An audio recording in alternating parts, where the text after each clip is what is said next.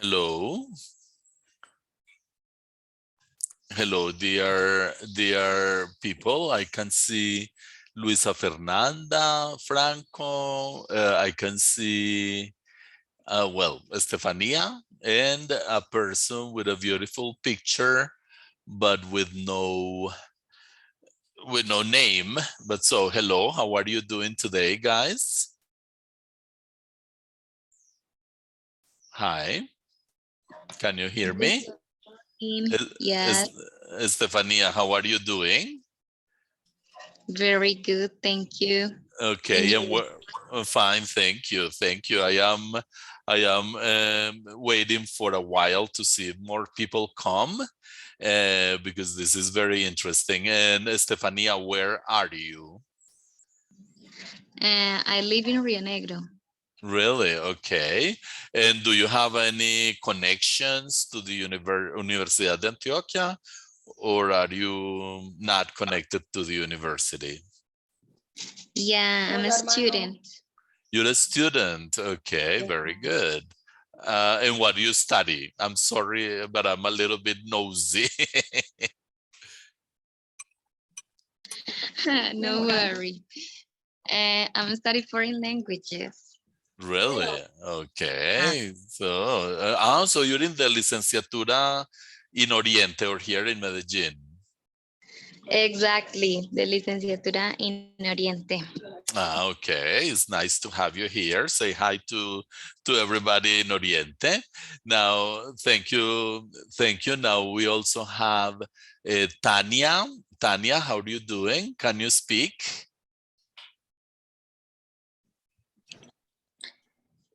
Hi, I am English studying and I did my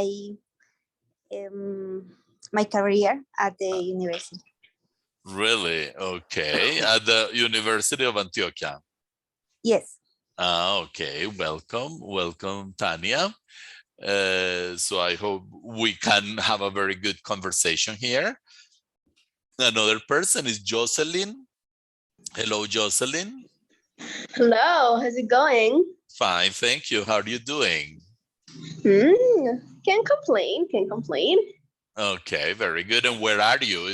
Because in the past, when we had presential meetings, you knew everybody was connected to Universidad de Antioquia, but nowadays people from all the world come. So where are you from? Where do you live?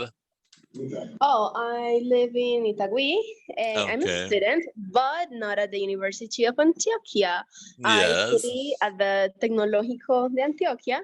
I'm Oh, studying Administración Comercial, but okay. I've been using the English, the languages school of the University of Antioquia.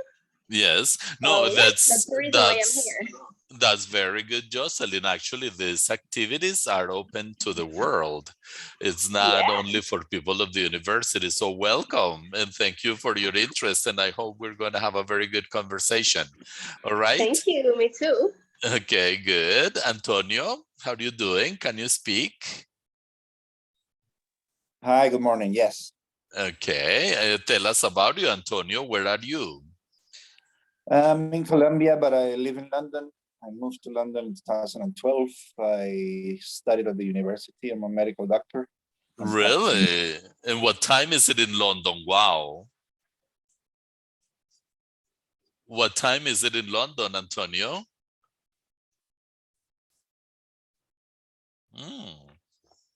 Well, we seem to have lost him, but okay. So welcome, Antonio. I hope we have a good conversation.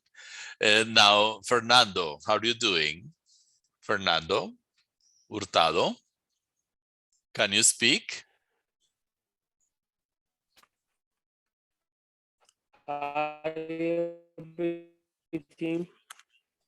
Oh, you also have some issues with the connection. Fernando, where are you? I am in this moment Sabaneta. I am here in Sabaneta. I am living in Sabaneta. Yes, and where are you from? Well, I am from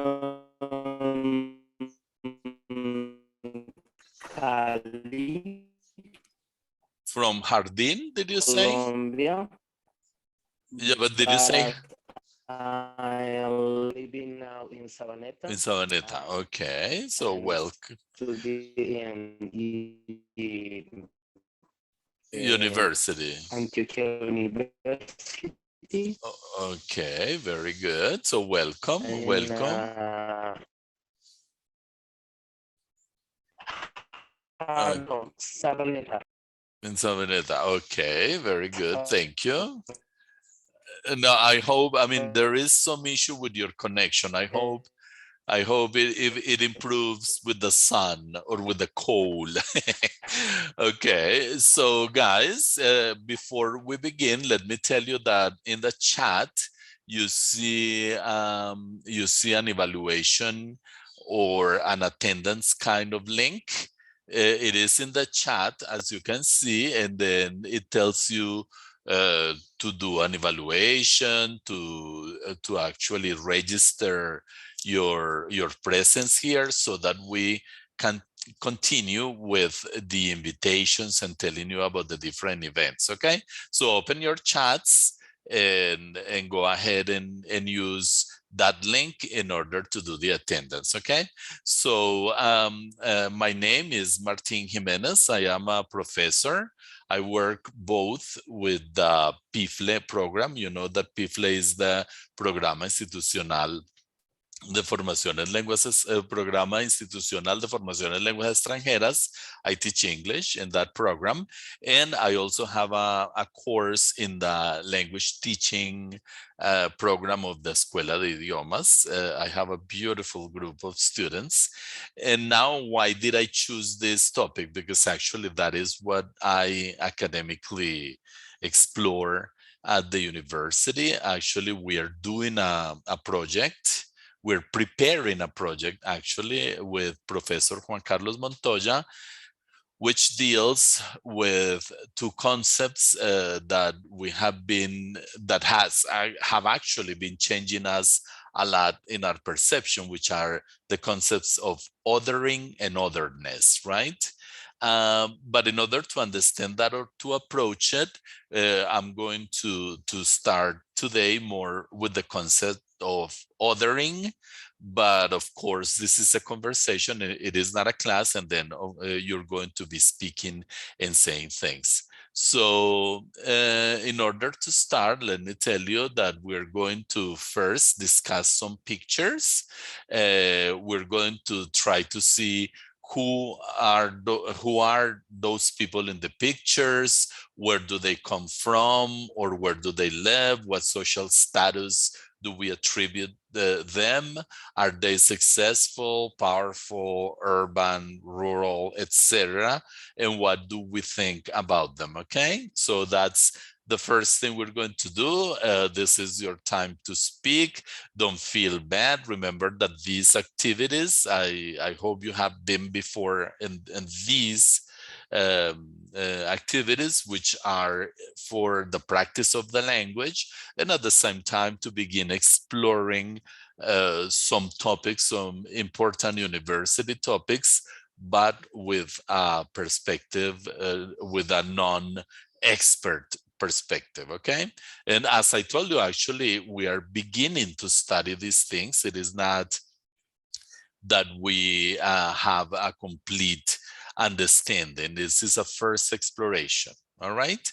By the way, I will ask you, we will be doing a document with what you say later on, and then we're going to try to have it. If you may give me permission to use it, not necessarily as a research, but actually to begin shaping up the research of Professor Juan Carlos Montoya and I. All right. So will you give me permission? Can you write chats saying if you would agree that I use information for what we write in a Word document that I'll show later? Can I use it for academic purposes? Can you write me a chat saying yes or no? So Antonio said yes. Thank you, Antonio. Estefania said yes. Who else? I need more yeses, more yeses. Tanya says yes. Thank you, Tanya. All right. Jocelyn, good. Thank you. Very good. Yes, it is important because as I told you, it is basically a different approach to intercultural studies that we are undertaking, and we need to have, even as we need to have clarity of what it is that we are working with these two concepts. Okay, now I will show you the pictures, and remember, this is one of the many times in which you can talk in this chat. I will show you the picture and you say, so, well, this title says the typical stereotype of a Frenchman. And as you can see, basically it is a drawing, but look at those elements. What do you see? What elements do you see in this man? The baguette bread. The bread, the baguette, which is actually, and of course yes, the wine. That's so important for them. the wine, Spain. exactly. Yeah. The wine, very good. Also look at what about the scarf? Is it something that we usually connect to French people? Wearing a scarf or wearing maybe even the hat? Is it part of what we would expect from a French person to wear or not? No, I don't think so. The scarf, for me at least, it is like a statement of Europeans people. Okay, Yes. okay. Like, In French, you're are wearing a European? scarf. Oh, are you from Spain? France? Okay. And actually, now that I think about it, the hat is a very, I mean, I think the biggest icon of French hats is the ferret, which is, in Spanish we call it boina, right? That is more connected to French people, isn't it? That hat is not really. That's true.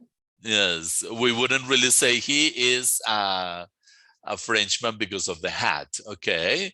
Another thing, what else can you see? For example, the raincoat. Do you see anything in that raincoat, or is that not particularly associated to French people?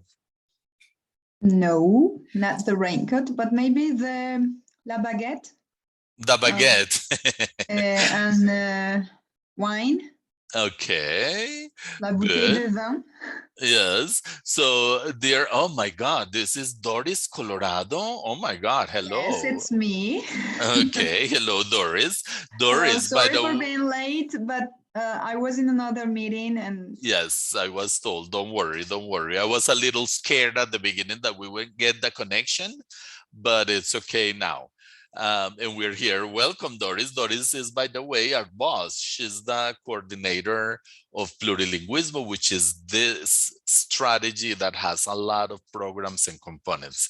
So welcome, Doris. It's very interesting. Now let's go to other things, because what we're doing is exploring some representations from which we begin to actually locate or say, this person is from here, this person is from there.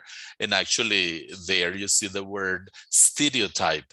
That is, most of the images I took from Creative Commons and are free to use, or of free use, right? Now let's go to other two pictures. What about, for example, the one in the left? What do you think that is, that depiction of that person? Who is that person? What do you know about that person by looking at the picture? He's definitely a Native American. He's a Native American. Would you say what kind of American? I mean, Native American like United States, or Native American in general? I think in general, but before Spain, before the Spain era. Okay, very good. By the way, who are you? What's your name? Because we can see only F. Gomez. What is your name? Oh, I'm Jocelyn. Jasmine, hello. Okay, and where are you, Jasmine? No, sorry, Jocelyn. No, Jocelyn. I thought, sorry, because I No saw worries. Efe Gomez I saw the square of Efe Gomez. So Jocelyn, we already spoke to you. Actually, you were the first one. Okay, very good.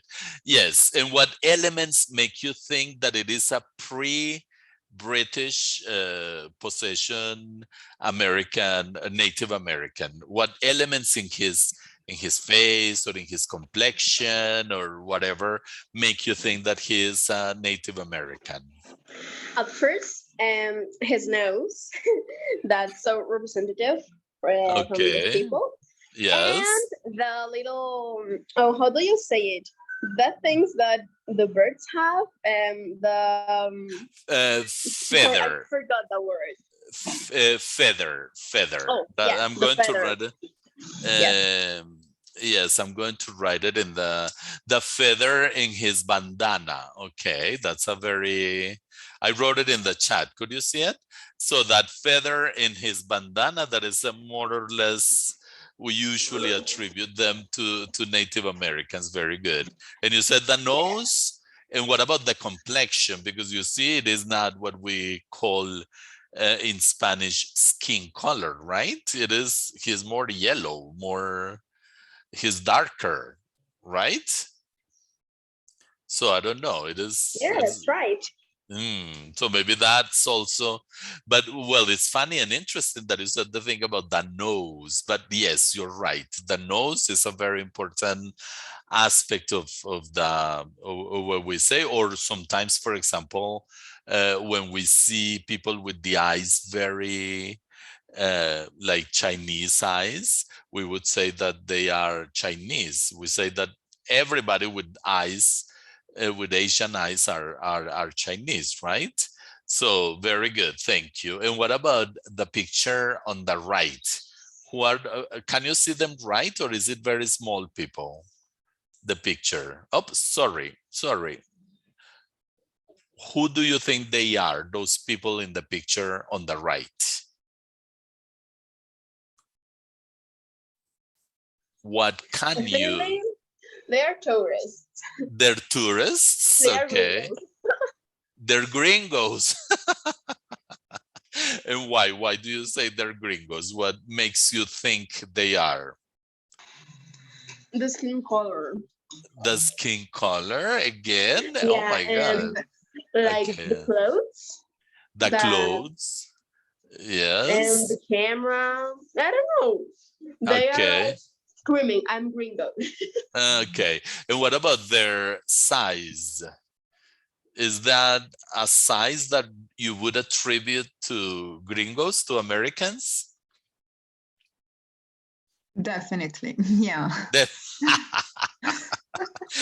Well, guys, I am big too, and I am Colombian. I'm very Colombian. But yes, we usually say that Americans are like that, like usually a little obese or a little overweight. They wear shorts. They wear like those shirts, Hawaiian shirts for anywhere. Yes, it's a very stereotypical image of a pair of American tourists. What would you say that is the relationship between those two people? Do you think they're, I mean, Father and son. father and son? Really? Oh, But sorry. No, I don't think is that a man or a woman? the one in the stripes is a woman. Oh, sorry. I thought it was a kid. A boy. No. A boy. It is a woman. She's more or less the same age as the man, I think. So what kind of relationship can you attribute to those people? Husband and wife. Husband and wife, maybe, more than likely. Yes, because actually they don't look like brother and sister because their hair is very different. So, I mean, their hairstyles and the way their hair is not the same. So they're, yeah, more than likely they're husband and wife, right? And they look relaxed and they have a touristic kind of attitude. Okay, now let's go to another one.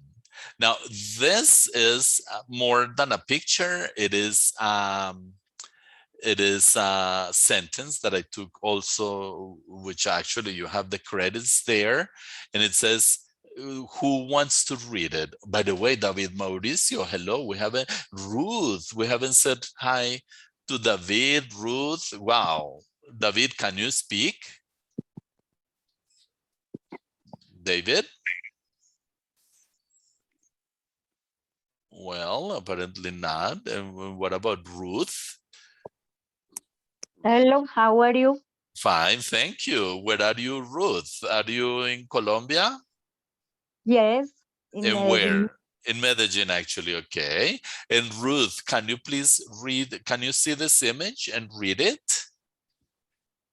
No, yo estoy acá solo escuchando porque hice solo un periodo de inglés con la universidad, pero no seguí. Okay. Pero sí me Okay. interesa seguir aprendiendo.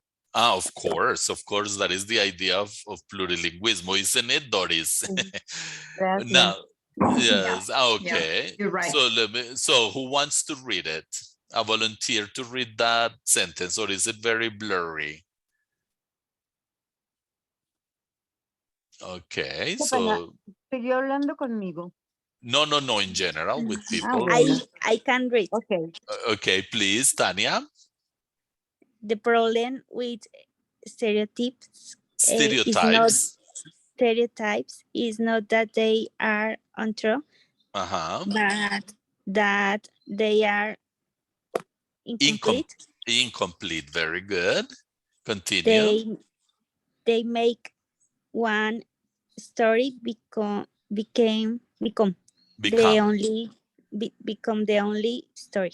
Okay, very good. Now we're getting closer to seeing what a stereotype is. So, I mean, the problem is that because many times people say, but that is not a problem because that is true.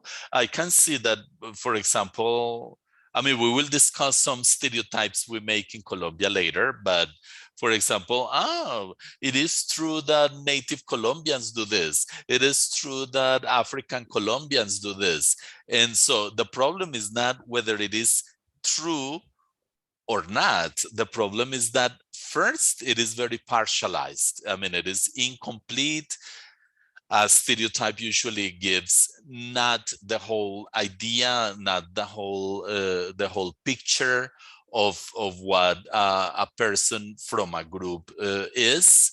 And of course, stereotypes have the problem that they make one story become the only story. So for example, you say, like going back to the picture of the African, of the Native American, if you look at that picture, it is the only way we can think of a Native American. We think of them as wearing feathers in their bandanas, right? And what if we find Native Americans who don't, right? So the problem is not that it is true or not. The problem is that it is completely, it becomes the only story, and there are many people who do not fall in that category or who do not have the same attribution that we give, okay?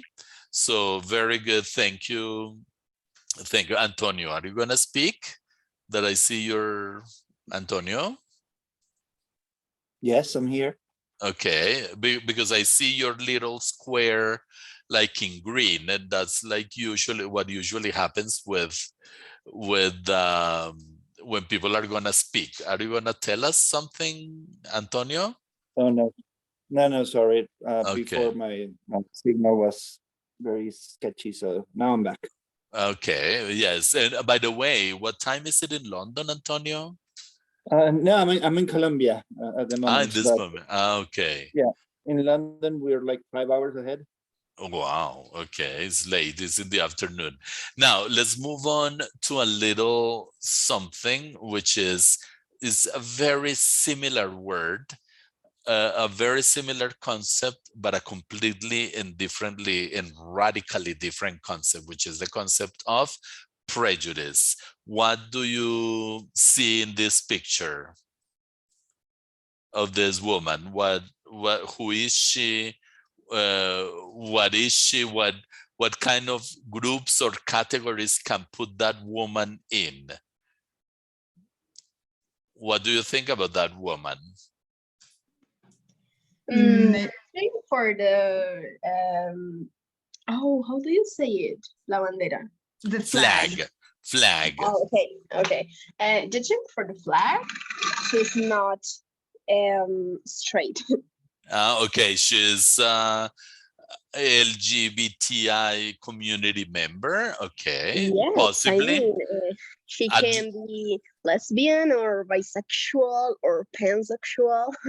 Yes, or something like that. Well, yes, or a supporter. But can you see? I mean, one flag, and we're saying something about her sexuality, which is the situation that we, every time we see someone different, we want to, the first thing is that instead of letting them speak, we try to see them from the attributions that we can give them. So one attribution that we give to this woman is that she is part of the LGBTI community, and actually she may be just a supporter, or maybe she's a person who has a family member or a friend or friends. For example, I was in 2008, I was in Chicago Gay Pride, which is like the meeting of the, I mean, it's the celebration of Pride Day. Let me write it in the Chicago Gay Pride, and it was so different. Chicago Gay Pride Parade. A parade is, do you know what a parade is, guys?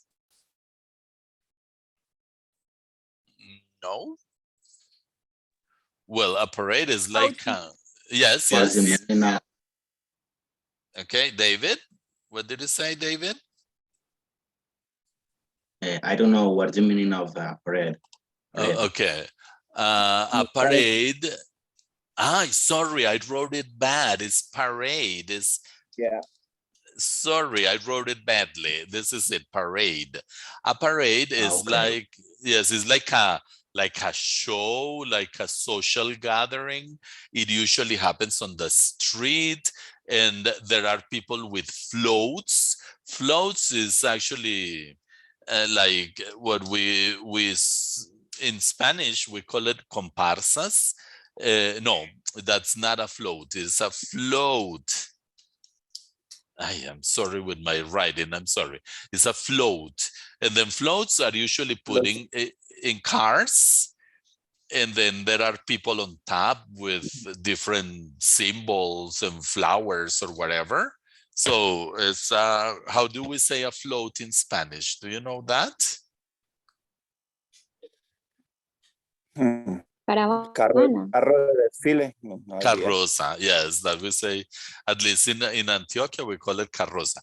And then in the, so I was telling you, it was like on June 28th, 2008, no, June 29, no, actually it was in July already. And that Gay Pride is a super huge thing. It's bigger than the one in Medellin, it's bigger than the one in New York, and everybody goes. And even the mayor of Chicago, the firefighters, the politicians in general, they send people to that parade. So it is very funny because I was very astonished to see that those people were exactly, I mean, like the politicians of Chicago were there, and they were not gay. They were just helping the people. So, but going back to this woman, she is actually maybe a lesbian, let's say in general. I mean, LGBTIQ community, or a supporter, okay? But some relationship, she has a relationship with that community, all right? What else would you have to say about this woman? I mean, what about her complexion, her manner, her attitude, what would you say about her? What other ideas do you get from her? I don't know why, but I think she is Afrofeminist. I don't know why that's so specific, but she gives me vibes of Afrofeminist. Okay, and why do you think you're saying that? Like Afro-feminist. So two things. I mean, Afro because she's Afro, but also Yes. she's there is a particular. There are two elements that Yep. that make you think that. Which are those two elements? First of all, she is clearly an Afro-descendant person. Yes. Yes. Yes. And personally, I am feminist and I know a lot of people in this community. So when I look at her, she gives me vibes, you know, like, Okay. oh, you like Simone de Beauvoir. You have freedom. Okay, Jocelyn, I can tell you that maybe you're right because, as I told you, these are free images from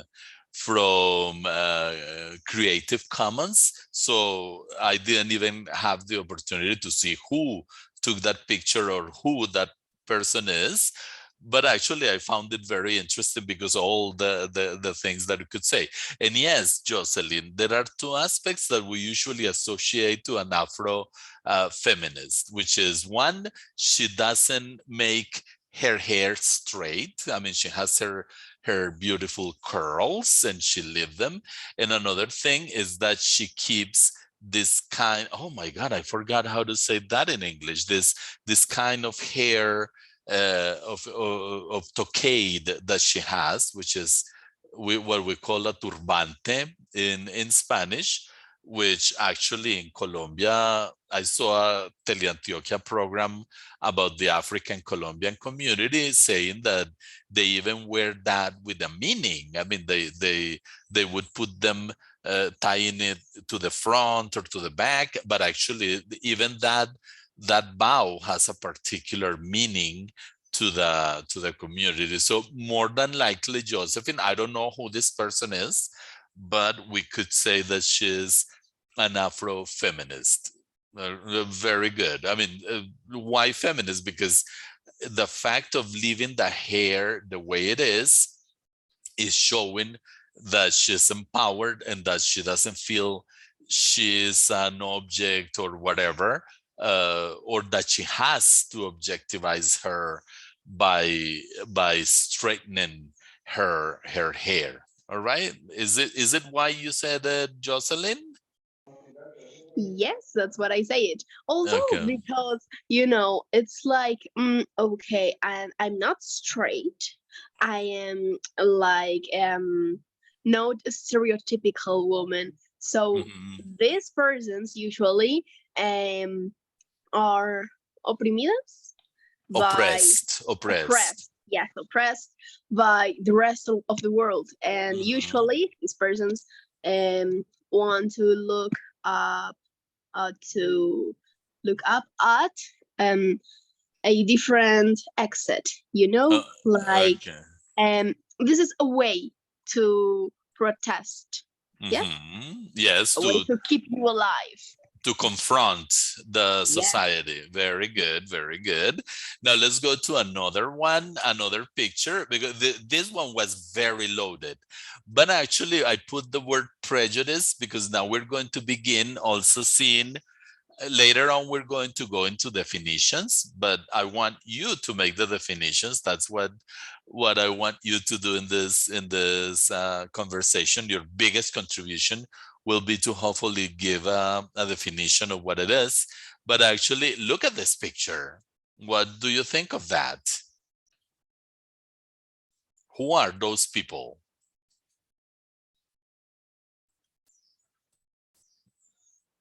Are they American Indians too? Are they from where? Or are they just wearing masks? Wearing costumes? What do you think? I mean, are they disguised, or what do you think is happening with these people? Jocelyn, Ruth, Estefania, what do you think is going on with these people? Who are they? Are they Colombian? From Amazon. From the Amazon. Why do you say that? And colors that they have in their heads. Oh, very good. And actually, yes, this picture I know is from the Amazon. That's why I told you most of the pictures I took from Creative Commons, because this one I took from pictures of Colombian native communities. So this is one of the southern communities in Colombia. But do you think when they come to Medellin or to Bogota or wherever, do you think they're going to be wearing their clothes or not? I don't think so. People in the big city is usually so prejudging. It's like who you Prejudiced, are and yes. why are you wearing that in my city? Like Okay. parents. Yes. People are biased, and let me write in so biased. And actually, I remember a long time ago, like in 2008, I went to a seminar on interculturality in Medellin, and there was a native Colombian woman who was a very educated person. I mean, she had a graduate degree or two even, and she told us that when she wore her clothes that were more similar to the Arahuaco clothes, which are more like white and a hat, people were telling her that people did actually tell her, where did you leave the feathers? Can you imagine? Because that is another thing. Whereas we could see that because of the colors of this bows that they have, or the crowns, we see the colors that are very similar to the toucans or to those birds, right? But at the same time, look at how we are always reading people from their attributions, all right? So that is like the conclusion that I wanted to make, that on the one hand, people sometimes wear or look like belonging to a particular group or to a particular place, but at the same time we also place people according to their looks, right? So for example, Juan, are you the person in the picture? Because I see you're blonde and you have green eyes. Juan, is that picture your picture? Antonio, sorry, Juan, Antonio. Yes, that's me. That's you. Okay, and then have you ever had any situations for your looks in London, or do people think that you're English? Yes, but the opposite. When I said that I'm Colombian, they said, "Really? You don't look Colombian." Exactly. And when I'm here in Colombia, people on the street will talk to me in English, which is funny. Thinking that no, it's normal, because actually, for good or for bad, that's something that we will discuss here today.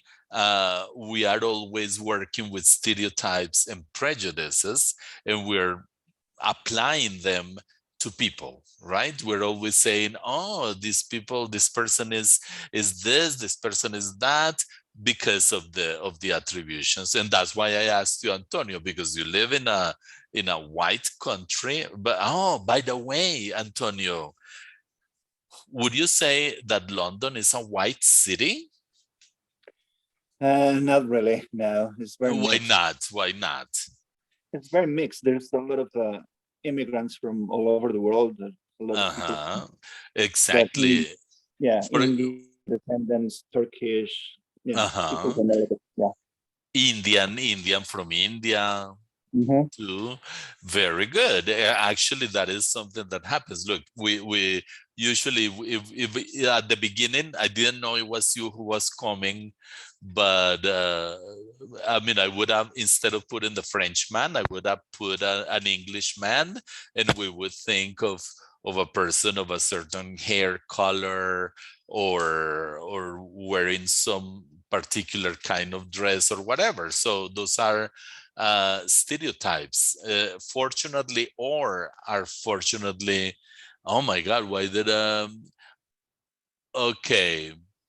Now, in the second part, now let's go from London to Medellin, Antioquia, and in this point, I'm going to stop sharing the screen so that we go into, oh my God, but Antonio, you really look like an English person from your looks. But of course, we have seen that English people now are more Indian, more Turkish, as you say, more Arabic, Northern African.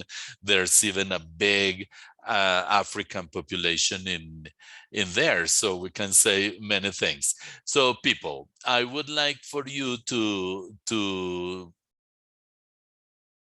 build on the idea of what stereotypes do we have about people, right? And let's be honest, we're going to first say what stereotypes or prejudices we have, or we're going to say first stereotypes, what we think of people, and then we're going to have a small discussion. Okay, do you want to? And this is the part where I'm going to write what you say. All right, I'm going to share my, I prepared, can you see my screen?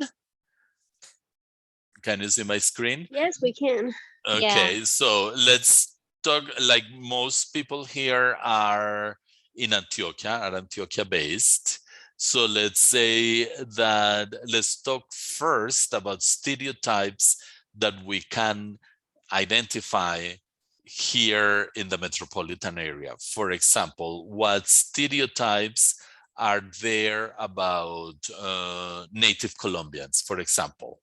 What can you say that? Don't worry, we're not, I mean, we're going to discuss this, so it is okay to say it because we're going to have a critical perspective, and then it is okay to tell and to name those stereotypes. So for example, native Colombians, what is the first thing that comes to your mind when you think of them? I think the first stereotype is... Excuse me? There were two people speaking, and then I could not hear any of the two. I think Jocelyn was saying something, and there was a man saying something else. So Jocelyn and then the man, okay? Jocelyn, what did you say? The first thing I think when somebody says native Colombian Yes. is something so exotic, like women with curvy and with long black hair, and maybe a man. So I don't know, it's just exotic. Okay, so but exotic, long black hair in women. Okay, any other things? Curvy. And so curvy, what do you mean curvy? You know, like something like Kim Kardashian, yes, with the small waist and that, yeah. Like voluptuous. Yes, exactly. Voluptuous, Yeah. really? Interesting. I was thinking the same, but I don't know if it is a stereotype or a prejudice. That, for example, women from Medellin, they think, or I don't know, I have heard that women are prostitutes. So that's like what. But yeah, I don't know if this is it is so. a This prejudice. is yes, Stephanie. Are you talking about native Colombians, or are you talking about women in Medellin? Where do you think that women? So women in Medellin are prostitutes. Prostitutes. Wow, that's a strong word. Because yeah, it is because all of surgeries because of the stereotypes of the body that you have to have a big ass and big bodies, boobies, and that's it. Okay, okay. Well, now, do you think that's a stereotype or a prejudice? We haven't gone to definitions, but do you? Yeah, that was So that was the rest what of I people. was thinking. I don't know. I'm not sure. Okay, the Yeah. rest of people. Do I you think think that's this? You think what, Estefania? Estefania. Maybe it's more like a prejudice. Why? What makes you say that?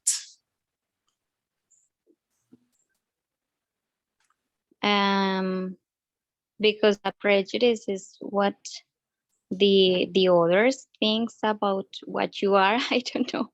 It's judging. It's just judging. I don't. Okay, I will say yes. Like, I agree that this is more a prejudice because actually stereotypes are classifications, whereas prejudices are more actions, more loaded with political view. I mean, usually a prejudice is born from stereotypes. What we could do, Stephanie, to make sure we understand that difference is see where this comes from. And Stephanie told us some things. For example, big butts. That's, I mean, in Medellin, beautiful women have big butts, big boobs, right? Big boobs. Do you know what a boob is? A boob is the breasts of women, right? It's actually still boobs with a B. Oh, it would be, sorry, yes, thank you. Okay, what else? What else can you, I mean, why? Because look at how the prejudice is constructed from little stereotypes. I mean, like a beautiful woman in Medellin is a woman with big butts, with big boobs, I'm sorry, and I mean, many other things. They wear they wear heels. They wear heels, which is something a lot of makeup. That's a really strong stereotype. We are always like estucadas. They wear a lot estucadas, which is wow. That's they wear a lot of makeup. Okay, so I think those are stereotypes, and look how those stereotypes deal or lead to the prejudice that women in Medellin are prostitutes, right? Which is, yes, I think that is a very good example. Who else? For example, what about our African Colombian population? What do you think? Are there any stereotypes that people have about African Colombian populations? A really strong stereotype about those people is that they dance very good, especially salsa. They dance. It's like, oh, you're African. Oh, you gotta know how to dance so good. African Colombians dance well. Okay, very good. But that's, look at this one. That is, although, do you remember that phrase that we read at the beginning? Although we could say that somehow some stereotypes are not bad. Remember, they are not necessarily the truth, because actually, for example, when I lived in the United States, the stereotype, it was not about African Colombians, but about Colombians in general. They thought that we could dance and that we were dancers, or that Colombian music was salsa. And actually, for them, salsa was, I don't know, yeah, because it was a long time ago, but salsa was merengue, porro, whatever, right? So that's that stereotype looks good, but at the same time, it is not necessarily good, because what about people who cannot dance, right? Or what about people, do you know that a lot of the classical chucu chucu Colombian music is not Colombian, but Venezuelan? And what about those Billos Caracas boys and those bands from Venezuela? What if they're asked, oh, that is Colombian music? But actually, those are generalizations. Very good. Okay, do you have any other? I will put a period there because it is like a complete idea. What other stereotypes have you heard of, seen in the African Colombian community? It can be in Colombia, for example. For example, do you think, when you think of a rich person in Medellin or in Colombia, how would you picture that rich person? How do they look? Rich people in Colombia. Have you thought about it? For example, Jocelyn, yes. They are blonde. They are white and blonde. Okay, rich people are blonde, or at least white. Very good. And then on the contrary, we think that African Colombians are poor, right? And also we think that Colombian natives are poor too, don't we? What do you think? Yes. Yes, all right. Now, people, another difficult one. What about cleanliness? What about, I mean, yes, the word is being clean. Are they clean, or are they not clean?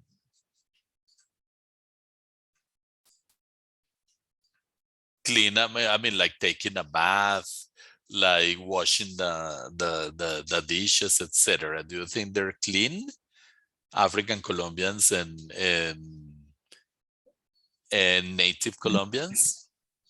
I don't think that, but there is a lot of people who thinks that African Colombians are not clean, and especially that they don't wash their feet. Their feet, or their teeth?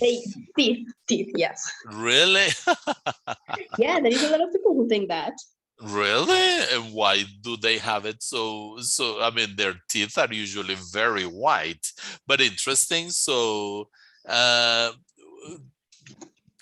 will take out that one. No, I will cut it here, and I will cut it and put it here. So some like richness is associated with white people.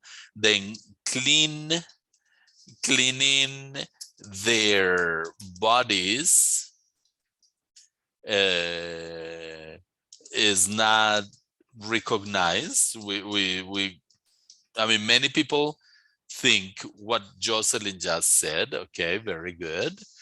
Now, do you think we can make some oh, by the way, there is a horrible saying that people use, which is a prejudice. I will try to translate it. I don't know how it sounds in English, right? But it is like an African Colombian. An African Colombian, oh no, an African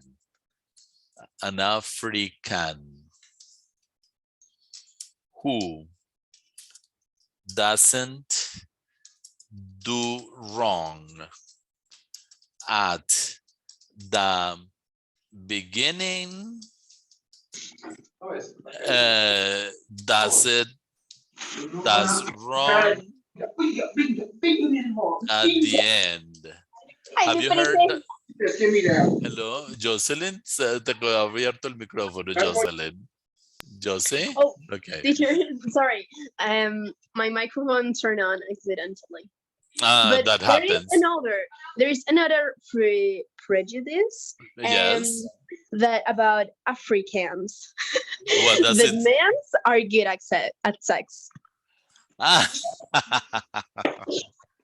Men are, but are you sure? Is it an attribution? But is it good at sex, or does it mean something about the? Oh my God, this is wow. Both. I hope everybody is adult I know what in this you mean. video. I know what you mean, and both, definitely both. That they're big, let's say. So men are good at sex, good, and which is also it could be a. But now, where do you think these ideas come from? How do we have, for example, look at that. I mean, I have had lots of students, of friends, of people around me that are African Colombians.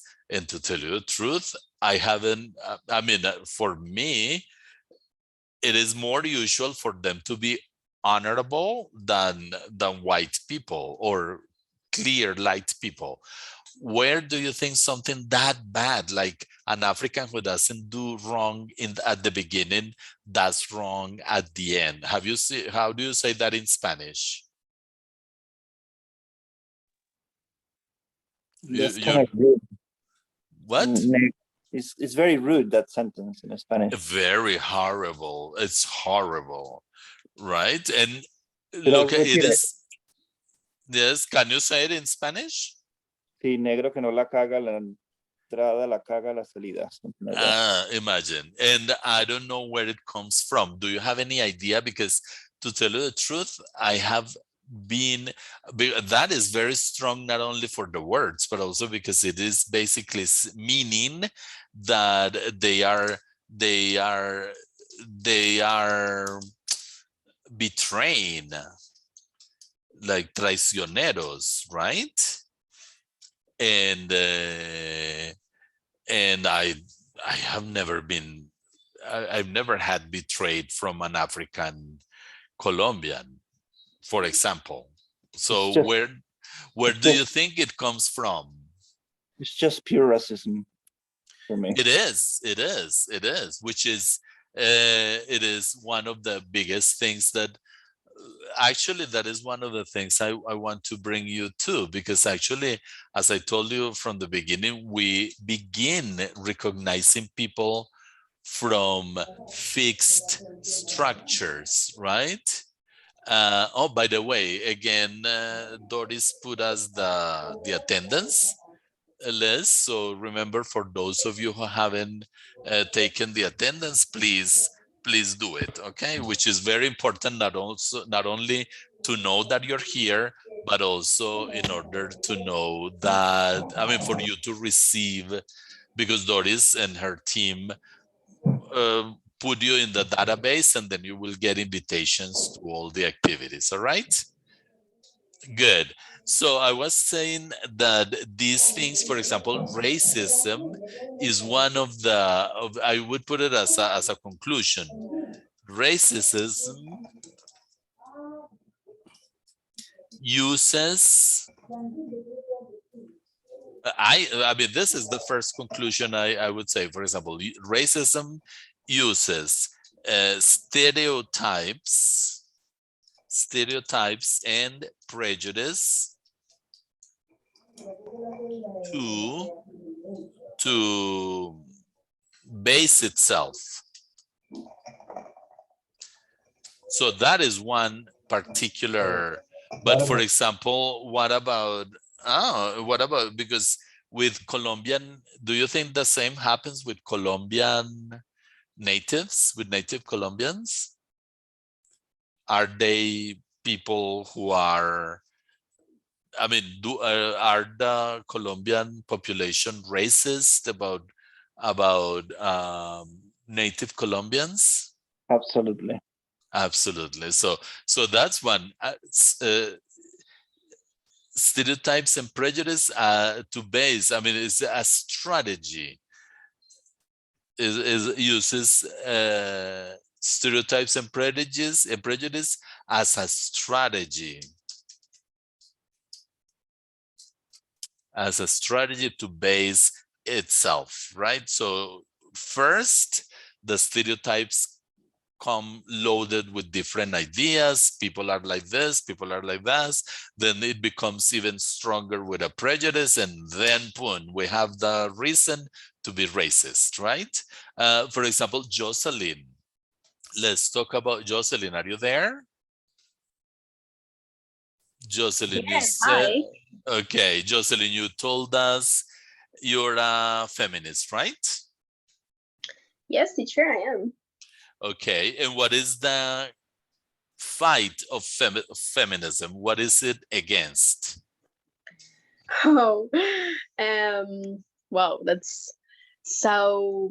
There is a really extensive answer, but basically, I don't know how to say in English, but the patriarcado. Patriarchy. Patriarchy, yes, and all guys. Oh my God, this is difficult to write. Patriarchy. I hope I'm right. I think it is that. I don't know. I haven't seen it written. It is? Okay. That's correct. That's correct. Okay. Patriarchy, which is, so what is first? Patriarchy or machoism? Or they're both like both sides? Oh.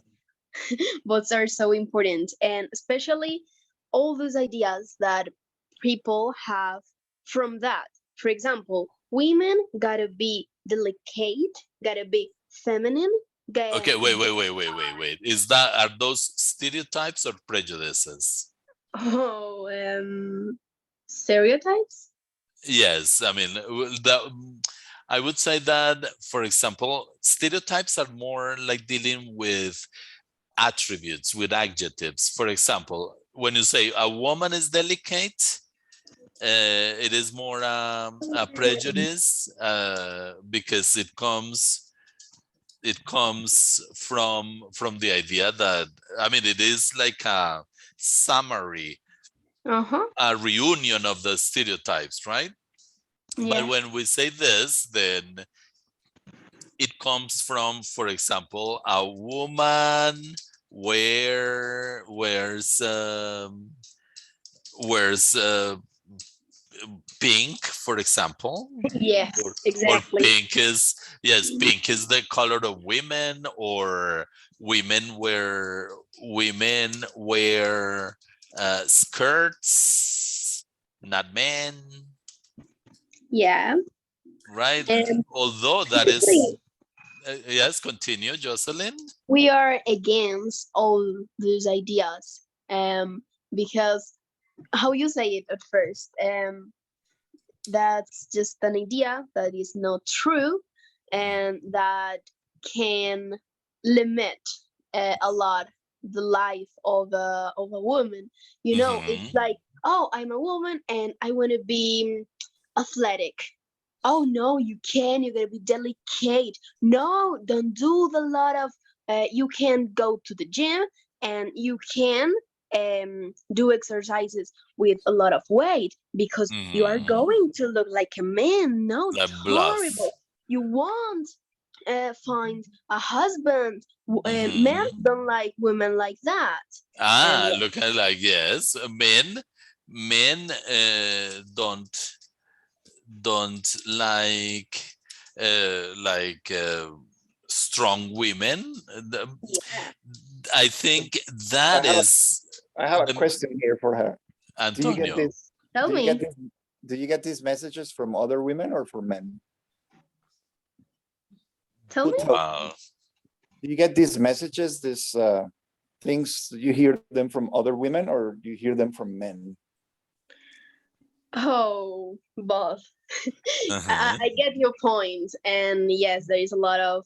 I always say that even if you are a woman, you can be machista. How do you say in English? Machoist or Machoist. chauvinist, but chauvinism, I understand, is a little wider than just machoism. Oh, okay. So So even if you're a woman, you can have all these chauvinism. attitudes, Yeah, and because that's fantastic. chauvinistic, excuse me, Jocelyn, chauvinistic Really? is beyond machoist. It can also be stereotypical or prejudiced for racial, for origin. Some people for the origin, for religious, for the religious reasons. So that is chauvinism, and machoism is what we call machoism. And do you know where that word comes from? Guess. Okay, thank you. But do you know where the word machoism comes from? No, I have no idea. It's the first time I heard that word. It comes from Spanish because there are societies that have the prejudice that that Colombian and Latin in general, that Latin America is the culture of machos. Imagine that in order that is like the contrary that a Latin American would be described or seen or approached to as a macho. Can you imagine? Oh my gosh. Yes, That's because a of really course. toxic idea. That's so toxic. Why? Why? Macho, la idea del macho. That's so Yes. toxic. Because Yes. sometimes men can cry with his moms and say, "Oh my God, I'm so sad." Yes. But they can't. They can because they are the macho, and they can't do that because that's a thing of women. Yes, or there are a lot more things. Also, men are not supposed to do house chores. For example, house chores are for the women and for the girls, or for the ones who do not, and men are supposed to work hard and they don't recognize. For example, look at how terrible prejudice is that in Colombia there are still a lot of companies that pay less to women because they're women. I mean, women get less salary because they're women. Can you imagine that? And it is, of course, completely demonstrated that women usually have even more work than men, because women, even that machoism puts them to work outside of the house and work inside of the house. So women do double, triple work. Okay, but this is not my conversation. This is your conversation. Very good question, Antonio. And actually, that is the idea. It is not only me who should speak. You should have the thing. But by the way, Antonio, can you tell us why you asked that question? Because I had to live with my aunts for like all my medical school. My parents moved to Bogota and they're really machistas. It's incredible. Your aunt? Yeah, they wouldn't let me do anything around the house because that's for women, not for men. Wow, imagine. And I will hear them saying things like that to my female cousins, like, why are you doing exercise? Becoming too you're not feminine enough, or yeah. Oh my God, that is horrible. But unfortunately, I think that is a big conclusion that we can make for the time being, is that, I mean, all of these things are connected to othering. Othering, as I told you, I am doing, I'm preparing a research project with my colleague Juan Carlos Montoya, and then we came up because actually I had a conversation. I don't remember any of you being there in May, and in that conversation, it was called Interculturality in layman's terms. And then I was, oh, by Ruth, nice having you here. So with that, I gave like a small introduction to different schools and ideas about interculturality. Yeah, you were, Stefania, you were there? Good. And so this is like the second part, but of course, you don't have to have been in the first one. But actually the term interculturality is so vague. It has become many things. It could actually be anything now, because some people think it is one thing and some people think it is another one. So Juan Carlos and I came to the concept of othering, and somehow it is clashing the concept of otherness, at least. And then we're approaching this and we see that a lot of the problem that we can see, the intercultural tension that we can see so far from the reading, is that in the culture, othering has been given a lot of use, of importance, and then we are all the time using othering to approach other people, right? For example, ways of othering, because look at this, when you say exotic, when you say they are, they were, oh my God, they were, what was this? I wrote bad. When I said this, they wear heels, heels. I put it wrong, sorry. They wear a lot of makeup that Africans, Colombians does wear. They are poor. That is another idea, and another idea with the native Colombians. And so, as you say, we are always saying that other people are this or that, and what we say comes from the culture. It is within the culture, and we have no reasons to say so. For example, going back to the idea that African Colombians are poor, can you name or think of any African Colombian who's rich or not?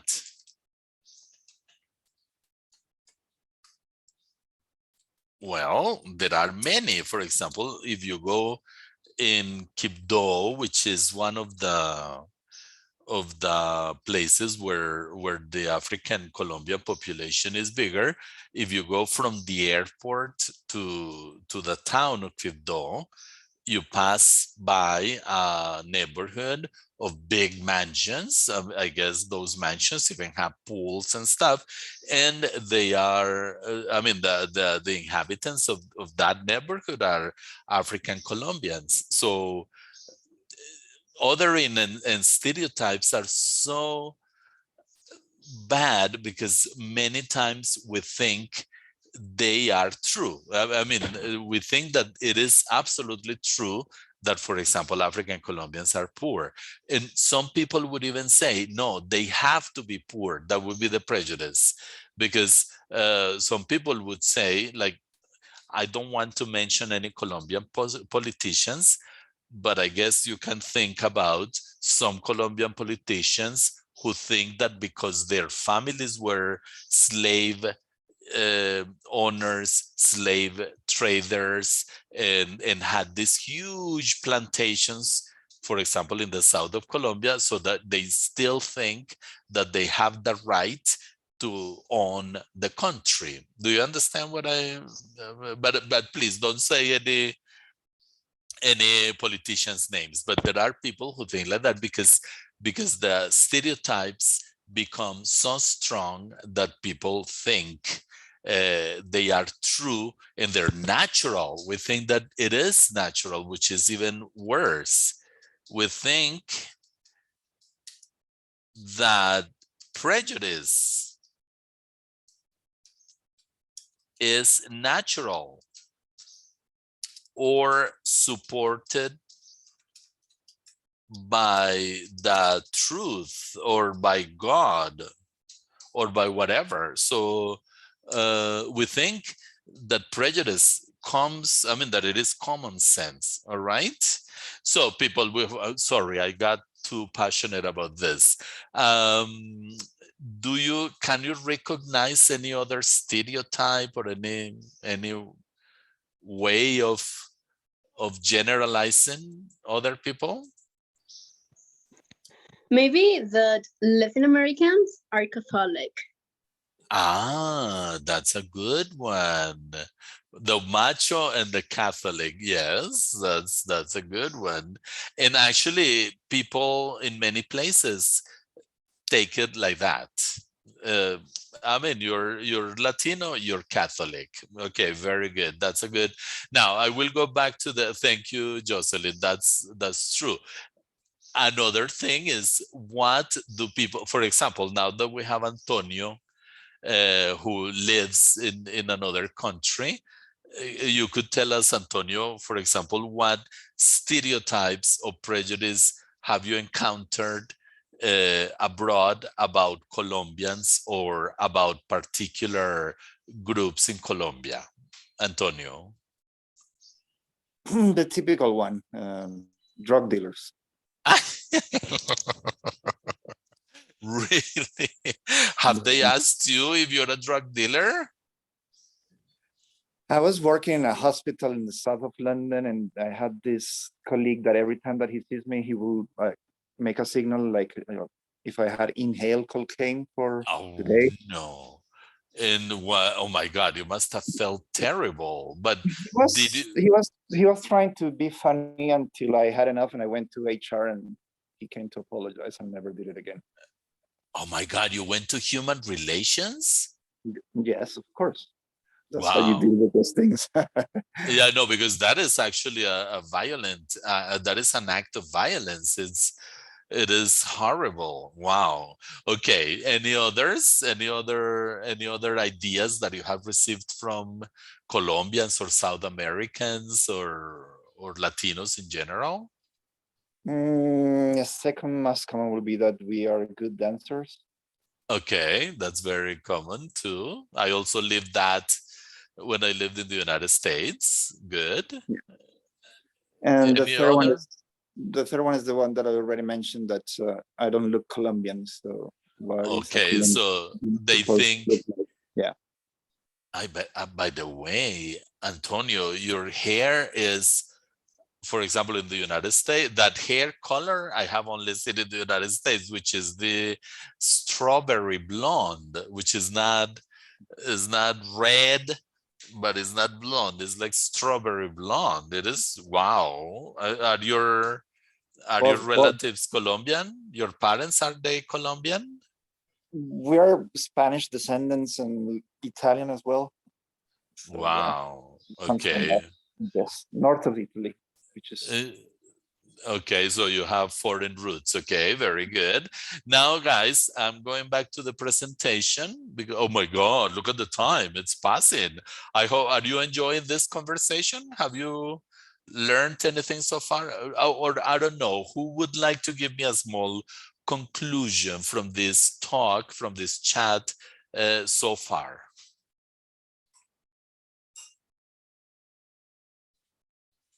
Can anybody speak? Estefania, Teacher, go ahead. I remembered the first quote that I immediately related with that video that says something similar, that the prejudice doesn't tell the completely truth. It's just like one side or one version of the reality. Very good. Exactly. It's usually a bad version of the reality, or it's a politically used version of the reality, because every time we see people approaching other people from there, we have to think, what are they? I mean, what is their intention? Because that is another thing we haven't spoken. The stereotype and the prejudice is not something that just happens. It is politically loaded. It has some particular connections to power and to whom should have the power and to how the power should be distributed in the society, which is the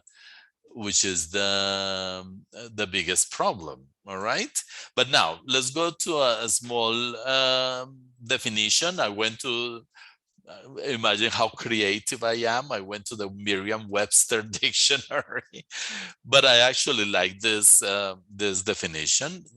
So stereotype is something conforming to a fixed or general pattern, especially a standardized mental picture that is held in common by members of a group and that represents an oversimplified opinion, prejudiced attitude, or uncritical judgment. Imagine, wow, that is something huge, because on the one hand, it is something that is oversimplified, or that is an opinion that is oversimplified. It means, what is an opinion? An opinion is what you think that doesn't have any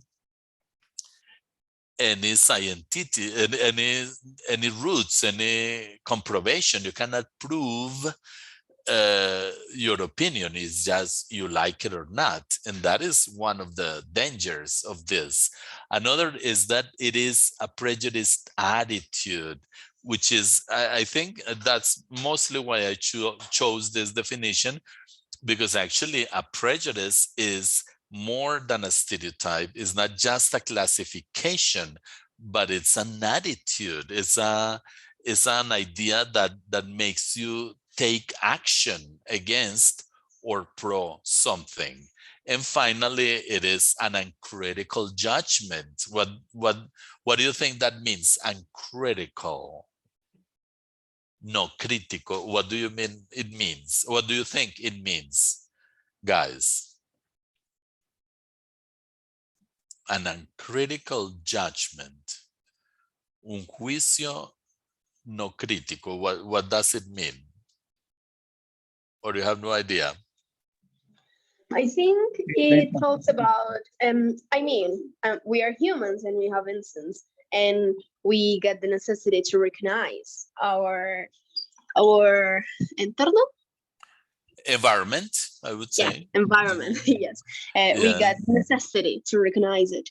And for us, it's like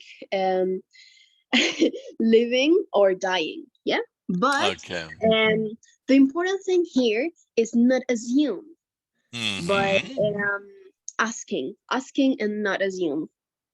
Very good. That's a super duper idea. Oh, Andrea, I hadn't seen you. Hello, Andrea Velandia.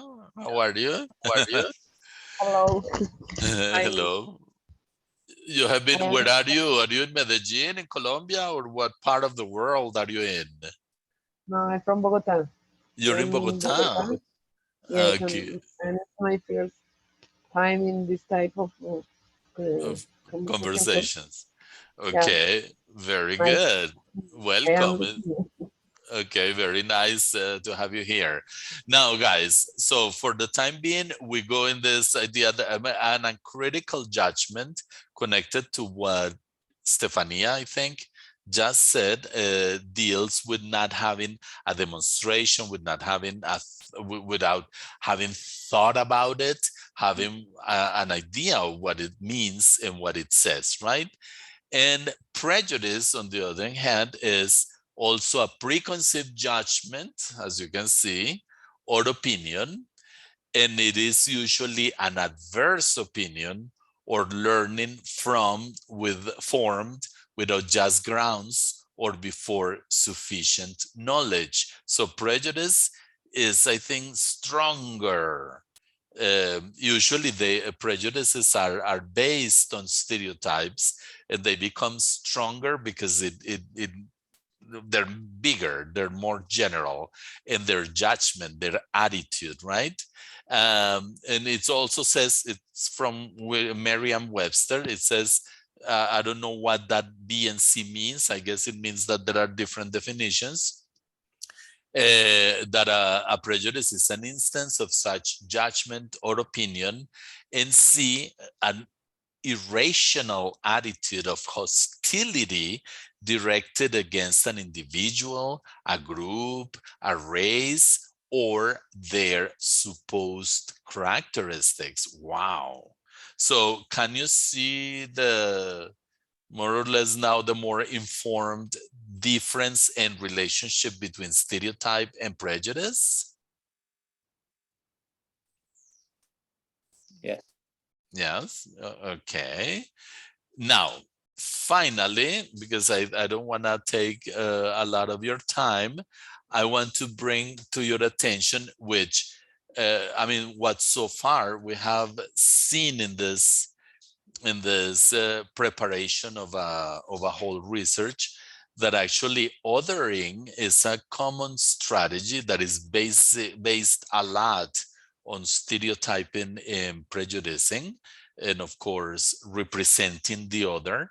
And then in general it is very common, but at the same time it would have some problems. So for example, othering means defining the limits between different and same, insiders and outsiders. So what is my group, or my little group, and the rest are the others, right? So it is a way to separate. But I don't want to be the only one to talk. Would anyone continue reading? For example, overgeneralizing.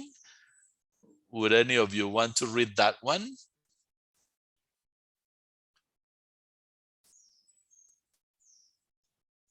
No? Okay, well, so maybe that is, so overgeneralizing and enclosing other cultures with the use of language. So imagine we use stereotypes, I mean, all representations, all generalizations to talk about other cultures, other groups, because another idea is that we take that wherever there are two, there is diversity. Wherever there are two people, even from the same country, from the same general background, etc., we are talking about interculturality, and we're talking about otherness. And then overgeneralizing is enclosing other cultures with the use of language, right?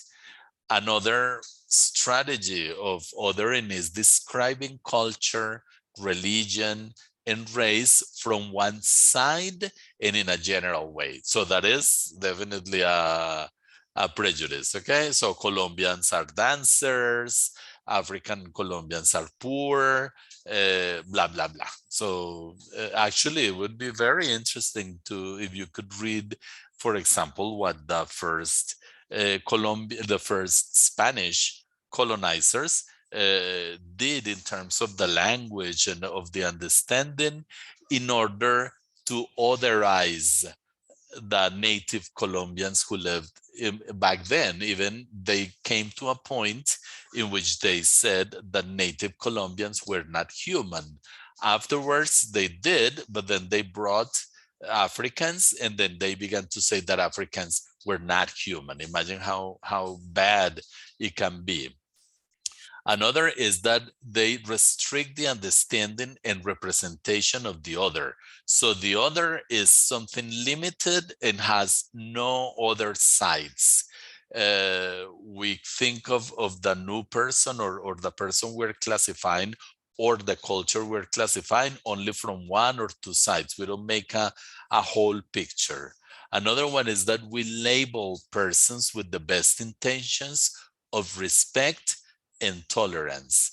That is very, I mean, yes, most people do those labeling strategies as trying to respect and tolerate what other people do. But at the same time, tolerance may hide a big fear or a big way to isolate, to let the other outside and to not relate to the other.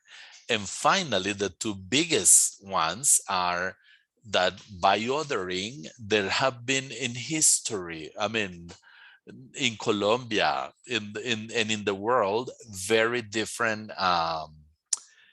ideas of how by othering, some groups have been dehumanized. For example, I just mentioned the original native Colombians were first dehumanized so that they could be conquered.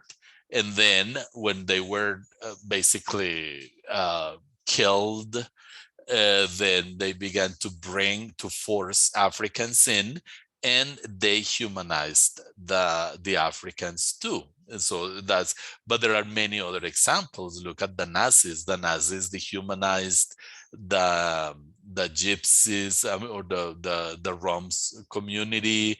They dehumanized the Jewish communities. They dehumanized gay, I mean, the LGBTI community that was not called that way back then, etc., etc.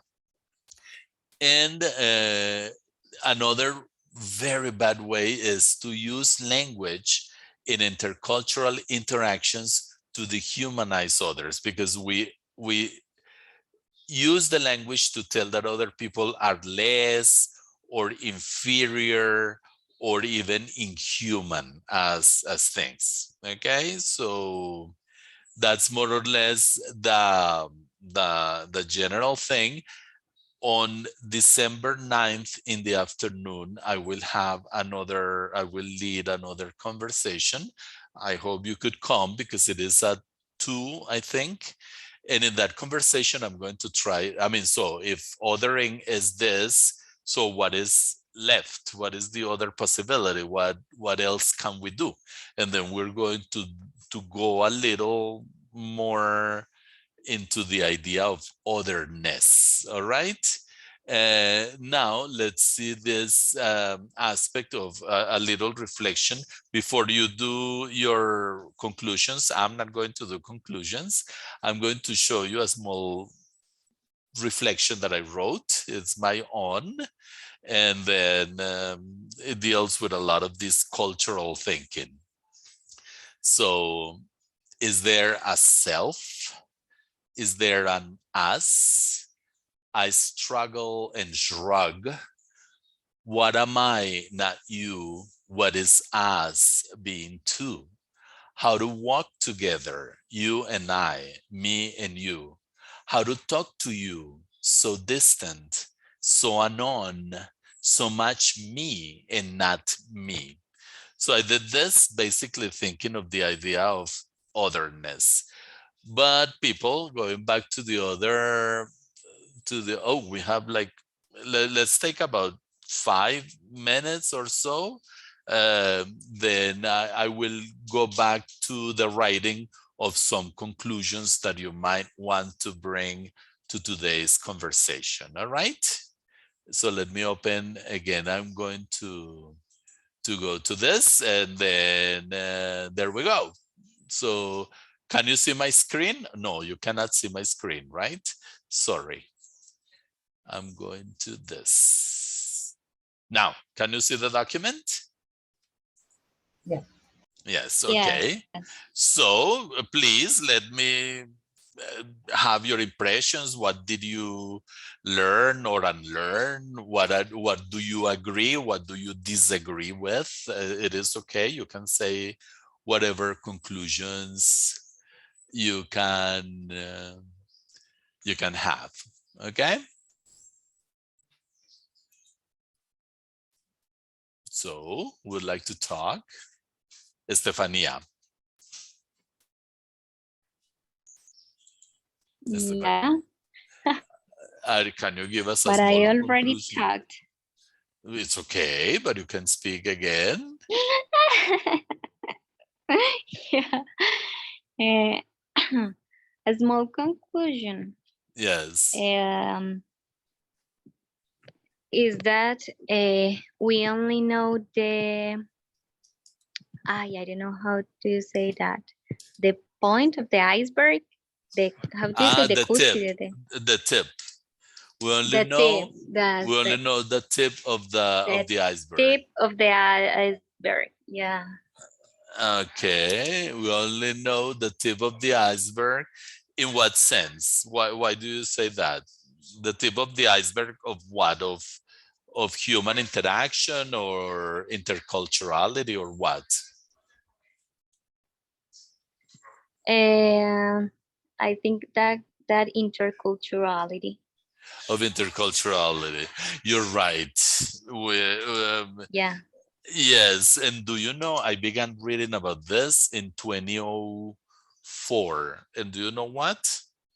I can say the same. I completely agree, Stephanie. It is, I mean, the more you read, the more the more it becomes. Actually, that's why we are approaching it from for this research, which is actually a research process. We are approaching it from, on the one hand, intercultural education, which is a school that takes how to take interculturality in educational systems, on the one hand, because we can continue and continue and continue talking about interculturality, and it never ends. And the more we read, the less we know. It is very, very big, and somehow it is fashion. Yeah. And then for what that look, how to deal it in deal with it in education is one point, and the other point is that we're seeing how to construct otherness, which is what I will talk about on December 9th. Doris, it is December 9th, right? I'm going to try to approach the concept of, yes, okay. So I'm going to try to approach a little the concept of otherness. However, a lot will be somehow repeating because these are not classes, these are conversations, and then I will have to take a lot of the things we have spoken today, but we go a little more into what that concept of otherness is, which is where we are trying to get. Okay. Thank you, Stephanie. Yeah. Any other, yes. That no, just that is really good. That's really good that you research on those things, because I think here there are really few research on that in our culture, and I think that we are good making prejudice and stereotyping everything, and we don't know the consequence or what is beyond that. So that's really good that you research on that. Thank you, Stephanie. We're trying to do our best. Okay, anybody else? The last person to talk.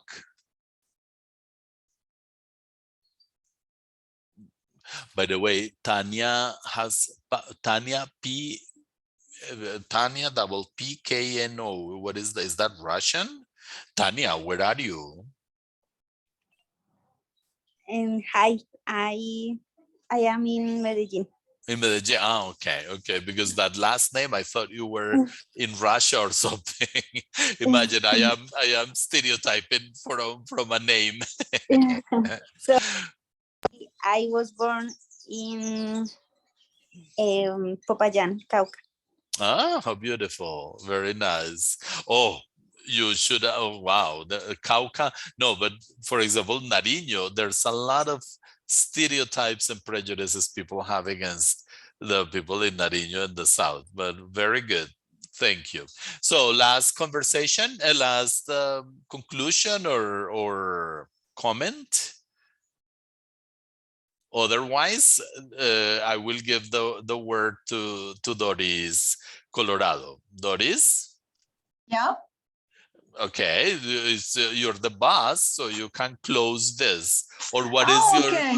I was waiting for you to close. I'm here listening, but Okay, so thank you very much for being here. Los invitamos también a todos los conversatorios que hacemos en muchas lenguas, en todas las que ofrecemos en el programa multilingüe, en lenguas ancestrales, o sea, lenguas nativas y criollas de Colombia, en lenguas europeas como alemán, portugués, italiano, francés, y en inglés. Y en japonés también tenemos eventos. Realmente estamos terminando el año ya. Solo nos queda hoy un conversatorio a las 2, que es en alemán y en otras lenguas. Chao Merkel, hola nuevo gobierno. Y en diciembre tenemos un conversatorio el 9 de diciembre con el profe Martín Jiménez. Y es sobre una temática similar, que como les dijo, y otro cuya fecha no recuerdo, pero si ustedes llenan el formulario de evaluación y marcan sí a la pregunta de si quieren que les enviemos más eventos, entonces los incluimos en la base de datos y les llegará la invitación oportunamente para que se inscriban y para que asistan y practiquen totalmente gratis el inglés u otras lenguas. Okay. Muchas gracias. No, thank you. Okay, Andrea, are you speaking? Yes, it's too late.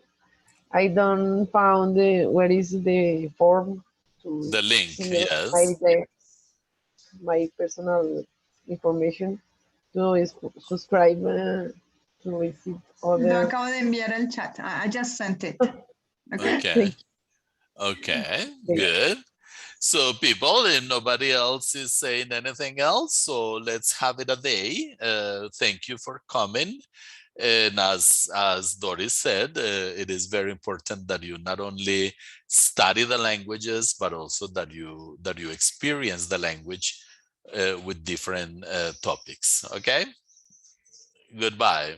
Okay. Goodbye, Martin. Thank you very much. Thank you. Bye bye. Bye. Thank you. Take care. Thank you. Bye. Bye. Bye. So Martin, you have to finish the session and the recording because you're the host. I am. Okay. Yes, so, okay. So I will. Goodbye now. Goodbye. Take Thank you. care.